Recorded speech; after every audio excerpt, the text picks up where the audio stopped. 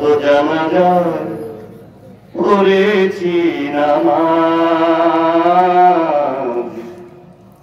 দিয়েছি কত দাফন, কত জানাজার পড়েছি নামাজ, দিয়েছি কত দাফন। কোথায় যেন আছে আমারও তৈরি সাদা কাফন, জানাজার পড়েছি নামাজ,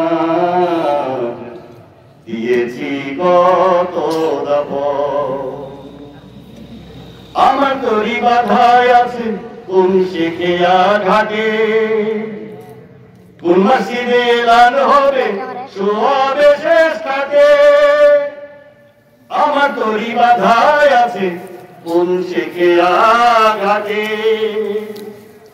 কোন মসজিদে এলান হবে সোয়াবে শেষ ঘাটে। কখন কোথায় করবে দাফন আমাকে স্বজন, জানাজার পড়েছি নামাজ, দিয়েছি কত দাফন। কোন বাতাসে কোথায় যেন দুলছে বাঁশের ঝাড়, কোন সে মাটি কোনখানে ডাকে রে বারবার। কোন বাতাসে কোথায় যেন দুলছে বাঁশের ঝাড়, কোন সে মাটি কোনখানে ডাকে রে বারবার। কোথায় যেন বর যাত্রী আছে রে চারজন, জানাজার পড়েছি নামাজ, দিয়েছি কত দাফন, কত জানাজার পড়েছি নামাজ, দিয়েছি কত দাফন। কথা ঠিক কিনা?